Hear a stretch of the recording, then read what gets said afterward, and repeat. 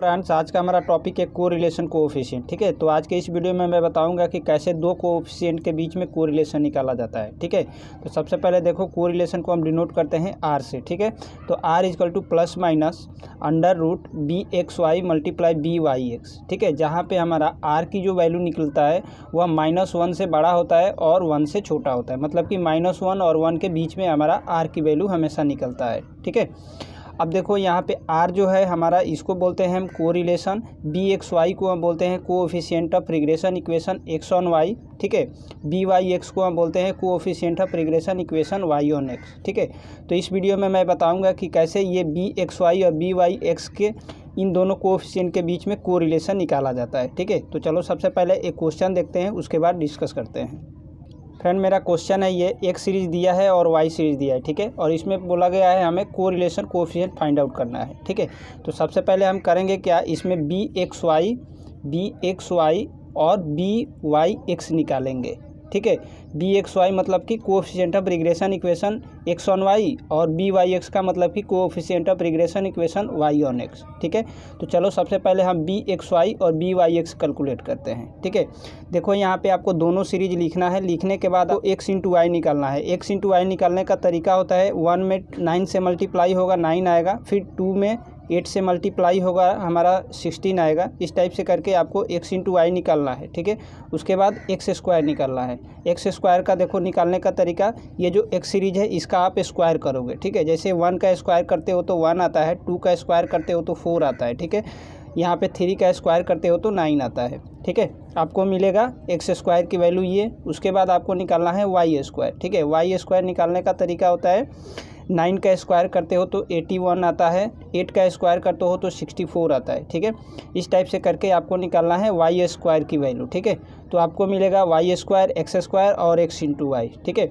इन सभी वैल्यू को आपको टोटल करना है। ठीक है, जैसे देखो यहाँ पे वाई स्क्वायर का हमने समीशन किया तो 1356 आया, एक्स स्क्वायर का समीशन किया तो 285 आया, एक्स इंटू वाई का समीशन किया तो 597 आया, वाई का समीशन आया 108 और एक्स का समीशन आया 45।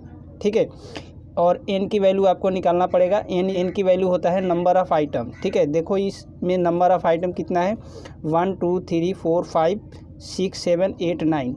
नंबर ऑफ़ आइटम की संख्या 9 है, तो हमारा एन की वैल्यू होगा 9।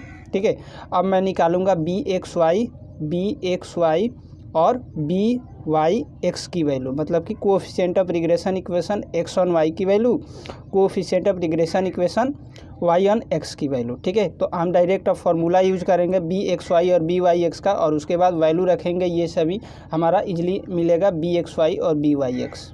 फ्रेंड, मैं ये फार्मूला यूज करूँगा बी एक्स वाई का, मतलब कि coefficient of regression equation x on Y का। ठीक है, ये हमारा फार्मूला होता है। इसमें मैं वैल्यू रखूँगा टेबल से। जैसे देखो यहाँ पे एन कह रहा है, एन कितना है मेरा 9 है, तो मैं यहाँ पे 9 रखूँगा। यहाँ पे समीशन एक्स इंटू वाई का समीशन, एक्स इंटू वाई का समीशन है 597, तो मेरा यहाँ पे 597 आएगा। ठीक है, एक्स का समीशन, वाई का समीशन, एक्स का समीशन 45, वाई का समीशन 108, तो 40 मल्टीप्लाई 108। ठीक है, इसको मैं कैलकुलेटर से सॉल्व करूँगा, मेरा वैल्यू आएगा 0.95। ठीक है, तो ये मेरा वैल्यू होगा बी एक्स वाई का, मतलब कि coefficient of regression equation x on Y का। ठीक है, अब अगेन मैं निकालूंगा बी वाई एक्स की वैल्यू। ठीक है, बी वाई एक्स में अगेन ये फार्मूला मैं यूज़ करूंगा। इसमें मैं टेबल से वैल्यू रखूंगा। ठीक है, टेबल से वैल्यू रख के इसको मैं कैलकुलेटर से सॉल्व करूंगा। ठीक है, तो मेरा बी वाई एक्स का वैल्यू आएगा 0.95।